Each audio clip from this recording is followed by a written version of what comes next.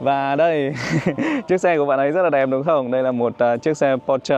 Đấy, lần đầu tiên mà được ngồi cái xe đẹp như này luôn. Nếu chúng ta đi sai làn đường hoặc đi ngược chiều ở Trung Quốc thì sẽ bị phạt bao nhiêu tiền? Xe xe nhỉ? Ok. Xin chào. Xin chào. Xin chào, đấy.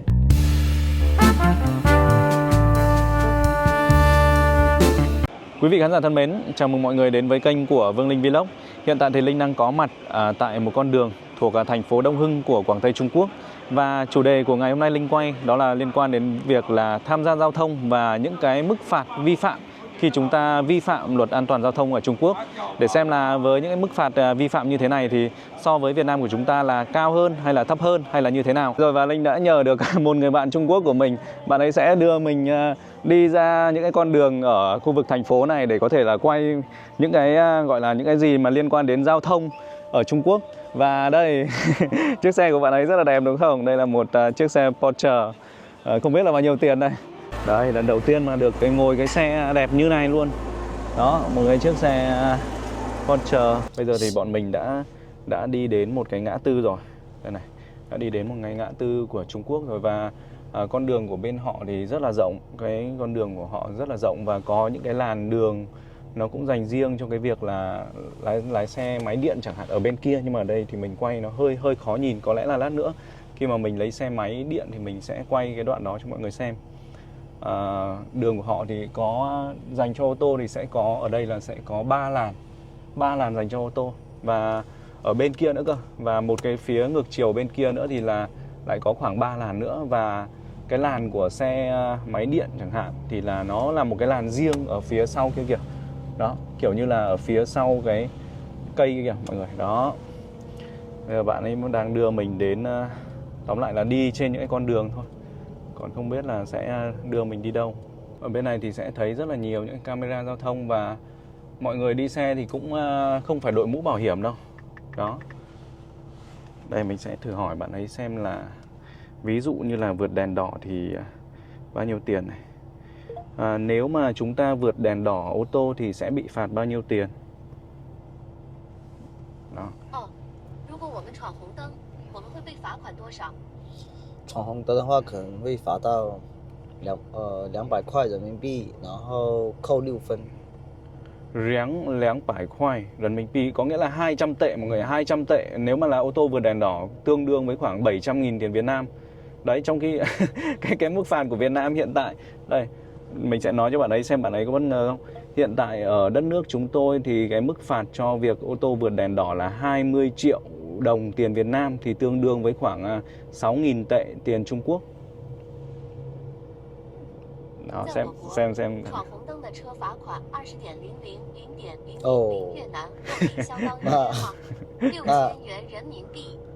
那越南的厉害。Đấy, bạn ấy nói là rất là lợi hại. Đây là một mức phạt rất là lợi hại. Đó, vì bên Trung Quốc người ta phạt cái mức vượt đèn đỏ ô tô ấy là 200 tệ thôi mọi người ạ. Thì tương đương với khoảng là 700.000 tiền Việt Nam và trừ 6 điểm六千人民币6000 sẽ trừ 6 điểm ở trên bằng lái xe mọi người ạ, sẽ trừ 6 điểm. Còn Việt Nam thì mình lại không nhớ là sẽ trừ bao nhiêu điểm nữa, nhưng mà ở Trung Quốc nếu ô tô vượt đèn đỏ là sẽ bị phạt 200 tệ này, tương đương khoảng 700.000 và sẽ bị trừ 6 điểm trên bằng lái xe. Ok, tiếp theo mình sẽ hỏi các bạn ấy về cái khác. Bạn ấy thì không nói được tiếng Việt, mình thì không nói được tiếng Trung, nhưng mà hai người vẫn chơi với nhau. Nếu chúng ta đi sai làn đường hoặc đi ngược chiều ở Trung Quốc thì sẽ bị phạt bao nhiêu tiền? 如果我们在中国走错了路或走错了路，我们将被罚款多少？如果是不按照指标走的话，也是一样会被罚款100到150 150到200人民币，然后扣也是不知道要不要扣分，可能会扣3分。Đấy thì là sẽ bị phạt từ 150 cho đến 200 tệ, thì tương đương với cái mức phạt cao nhất thì cũng là khoảng 700.000 tiền Việt Nam thôi. Sau đó thì bị trừ khoảng 3 điểm, khoảng 3 điểm tiền, khoảng 3 điểm trên bằng lái xe. Đó, người ta cũng có thang điểm là 12 giống như mình. Đấy thì cái luật này, cái thang điểm này thì Trung Quốc áp dụng trước và bây giờ thì chúng ta áp dụng. Và với cái mức phạt mà đi ngược chiều hay đi sai làn đường sẽ là 150 đến 200 tệ mọi người ạ. Đấy thì là cũng tương đương, cao nhất chỉ là 700.000 thôi. Còn chúng ta thì cái mức phạt đó để mình kiểm tra lại nào. Lúc nãy thì mình đã thống kê lại và mình đã viết ở đây rồi. Đi ngược chiều chúng ta là mức phạt cao nhất cũng là 20 triệu và vượt đèn đỏ cũng là 20 triệu. Đó. Xem nào, xem nên hỏi thêm cái gì nữa. Ở Trung Quốc thì cái mức phạt nào sẽ cao nhất đối với hành vi vi phạm tham gia giao thông nhưng mà chưa gây tai nạn? 在中国，尚未造成事故的交通违规行为的最高罚款是什么？尚未，xem.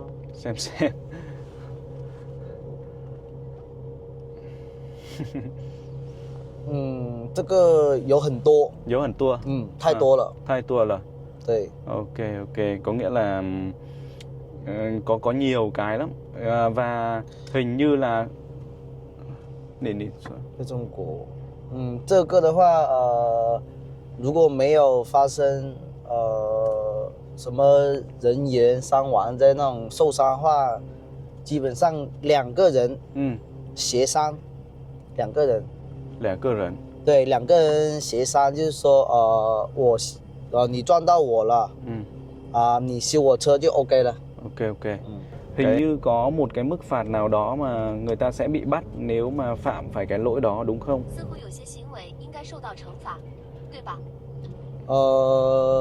看是什么。如果是đánh nhau就会 đánh nhau chiêu quẹ, đánh nhau chiêu. Cái ly xe撞了, cái này đánh nhau就会. Ok.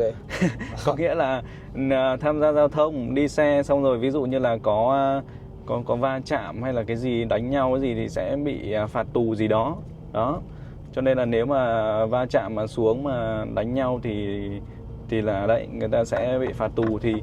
Thì ở Việt Nam thì cũng hôm nọ thì cũng có một cái vụ là cái người nào đó mà đánh một ai đấy bị đến cả bây giờ là người ta tử vong ấy, thì đấy cũng bị xử lý hình sự rồi đó. Mình nhớ không nhầm là bên Trung Quốc này có một cái mức phạt nào đó là phạt 15 ngày đối với hành vi chắc là nồng độ cồn. Có phải uống rượu bia khi lái xe sẽ bị phạt mức cao nhất là nhốt 15 ngày không? 酒后最高中国的话主要是看你如果是没有造成撞到人，OK， 撞到人的情况下，拘留，然后要罚7到15天。7到15天。对，拘留，然后的话可能要扣1500的那个人民币，1500的人民币。OK。如果撞到人的话就另外了。OK。Đấy thì có những câu thì mình cũng hiểu, có những câu thì không, nhưng mà lát nữa thì mình sẽ về nhà mình sẽ dịch sau mọi người nhé. Ok. 还要驾驶证还要扣6个月。 15 ngày, 6 个月。 6 个月, 6 tháng. Cái gì đó 6 tháng ấy, nhưng mà lát nữa thì mình sẽ dịch sau. Ok. Trung Quốc 驾驶证 bằng lái xe. Có nghĩa là tạm giữ bằng lái xe 6 tháng. Trung Quốc cái này. Đây là cái bằng lái xe của bạn ấy. Đó. Sẽ tạm giữ bằng lái xe 6 tháng đối với hành vi chắc là hành vi phạm lỗi cao nhất khi mà uống rượu bia, có nồng độ cồn ấy, khi mà tham gia giao thông. Đó. Đúng là hai người mà không hiểu tiếng của nhau cho nên là cái việc giao tiếp nó cũng hơi khó. Ok, bây giờ thì xem còn cái gì để hỏi không nhỉ? Nếu không thì mình cũng sẽ nhờ bạn ấy đưa về thôi. Để xem nào. Xem thử xem.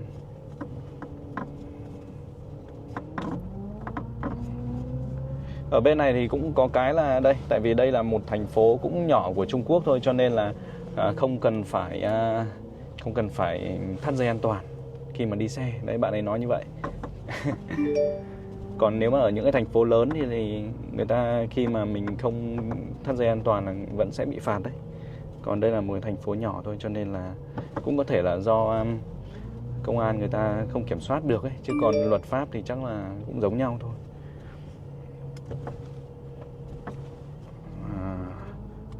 Mình sẽ hỏi nốt cái câu cuối, đó là về sử dụng điện thoại khi lái ô tô có được không? Khi lái xe ô tô thì có được sử dụng điện thoại di động không? 开车时可以用手机吗？ Có bị 中国是不允许看手机的， 不允许 这不可以不可以看顶头， không thể xem điện thoại. 但是没那么严，没有管控那么严。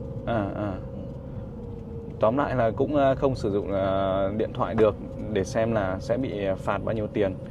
Nếu mà chúng ta sử dụng điện thoại di động khi lái xe ô tô, khi bị bắt sẽ bị phạt bao nhiêu tiền? 如果我们开车被抓，我们会被罚款多少？利些 Sử dụng điện 顶 thoại. 台，利些顶台， Đi xe mà điện thoại. 可能会被扣100到200之间的人民币，但不会扣分。就是对你一个处罚。对你一个处罚。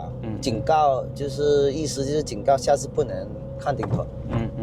Cũng khoảng 100 đến 200 tệ mọi người ạ. Đấy thì tương đương cao nhất thì nó cũng chỉ là 700.000 thôi. Đó.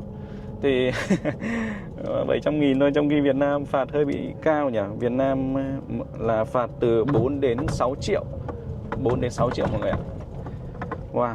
Thì có lẽ là mình cũng chỉ hỏi bạn ấy những câu hỏi về những cái mức phạt đối với những hành vi vi phạm mà chúng ta dễ gặp thôi. Đó, để mà cũng chỉ để tham khảo xem là ở bên Trung Quốc thì họ như thế nào và bên Việt Nam của chúng ta như thế nào. Thì đấy, bây giờ thì có lẽ là mình sẽ nhờ bạn ấy để đưa về nhà thôi. Xin chào của mình truy quay cha. Quay cha thôi. Quay cha, ok. Đấy thì bây giờ nhờ bạn ấy đưa về thôi để xem là còn gì không đây. Đấy thì những cái mức phạt mà chúng ta cao nhất, ví dụ như là về nồng độ cồn ấy là hiện tại là 40 triệu mọi người ạ. 40 triệu. Mà không biết là ngoài cái phạt tiền ra thì trừ điểm bao nhiêu thì mình cũng chưa rõ nữa. Thì tóm lại là những cái mức phạt ở bên Trung Quốc này thì có vẻ là hình như là nếu mà với những gì bạn ấy trả lời thì đúng là những cái mức phạt này thì có vẻ như là thấp hơn của Việt Nam chúng ta rất là nhiều đấy. Đó. Tuy nhiên thì họ có những cái mức phạt mà nếu như mà phạm lỗi ấy, thì sẽ bị phạt tù, hay là đấy sẽ bị phạt tù. Bạn này thì cũng đã có thời gian sống ở Việt Nam, cho nên là mình sẽ hỏi thử bạn ấy cảm nhận khi mà tham gia giao thông ở Việt Nam. Bạn cảm thấy thế nào khi mà tham gia giao thông ở Việt Nam? 你觉得在越南堵车怎么样？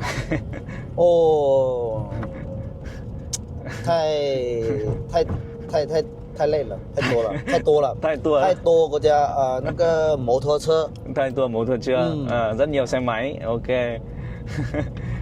越南呢一旦有那个节日，或者是那个圣诞节金箍包，好多摩托车， 好多摩托车， 比小车还要多，很热闹。我很喜欢。我很喜欢đấy.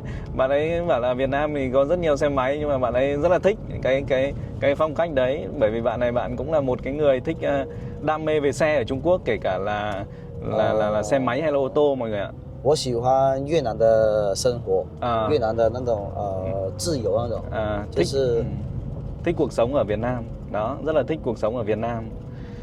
Đấy, trước đây thì bạn ấy từng đi Nha Trang. Nha Trang, ok. Đây bây giờ chúng ta đang ở một ngã tư này. Và đây thì là có người ta ở đây người ta kẻ những cái vạch trên kia cho xe máy người ta đỗ kìa. Đó, người ta sẽ khoanh tròn vào những cái vùng để cho xe máy điện người ta đỗ ở trên đó. Còn ô tô thì sẽ đỗ ở dưới, có nghĩa là dừng xe ấy. Dừng xe thì đúng không? Dừng xe ở dưới cái vạch trên này. Đấy. Tuy nhiên nhá, nếu mà ở thành phố này thì mình thấy là mọi người khi mà tham gia giao thông là cũng, nhất là đi xe máy điện ấy, thì cũng không phải là gọi là quá là có ý thức đâu. Có nghĩa là vẫn vượt đèn đỏ này, đấy lại có người vượt đèn đỏ kìa. Có người vượt đèn đỏ kìa. Xong rồi thì là ví dụ như là đi sai làn đường cũng rất nhiều này, vượt đèn đỏ cũng rất nhiều này. Đấy, đây rồi, bây giờ thì đã chuẩn bị về đến với cửa hàng của bạn ấy rồi. Bạn ấy là chủ một cái quán cà phê ở trên này. Đấy, thì rất là may khi mà được bạn ấy đưa đi và hỏi về một vài những cái liên quan đến giao thông ở bên này. Xin nhỉ. Ok. Xin chào. Xin chào. Xin chào đấy. Cảm ơn, cảm ơn. Đây chính là làn riêng dành cho xe máy điện ở bên này, xe điện đó. Còn ô tô thì họ sẽ ở đây, bên này. Và đây, cái chỗ trong cái vạch vàng vàng này này, đấy thì là nơi dừng xe của xe máy điện, xe đạp điện, tóm lại là như vậy. Còn ở bên này thì cũng không phải là cái ý thức gọi là quá là tốt đâu. Đây, các bạn trẻ này, các bạn ấy vẫn đi ra khỏi những cái gì nhỉ? Những cái vạch dành cho cái việc là đỗ xe, dừng xe. Và thỉnh thoảng thì mình thấy cũng có những người thì người ta cũng vượt đèn đỏ hay là người ta đi sai làn này kia thì cũng không phải hiếm đâu. Cũng có thể là do đây chỉ là cái thành phố nhỏ thôi, cho nên là việc người ta chấp hành những cái luật lệ về giao thông ấy thì nó ý thức sẽ không cao như là những cái thành phố lớn ở Trung Quốc chẳng hạn. Nhưng mà được cái là đúng là ở Trung Quốc thì đường xá họ rộng. Ví dụ bây giờ mình đang đi đây, cái làn này thì thực tế là cái làn này là mình đang đi như vậy là mình cũng đang đi sai đấy chứ. Tại vì đây làn xe điện nó phải ở trong này cơ. Đấy, tuy nhiên là người ta đi sai cũng không phải ít. Đấy, nhưng mà chuẩn ra mình sẽ phải vào trong này này. Đấy, chuẩn ra là mình sẽ phải đi ở trong này. Thì đây mới là làn dành riêng cho những cái chiếc xe điện kiểu mình đang đi. Còn bên ngoài này là chỉ dành cho ô tô thôi. Và ô tô thì có 2 làn. Thì làn bên này thì là có đúng rồi, có một làn đi ngược chiều ở bên phía cái đây để mình ra đây mình quay cho rõ. Vừa lái xe vừa nói hơi khó.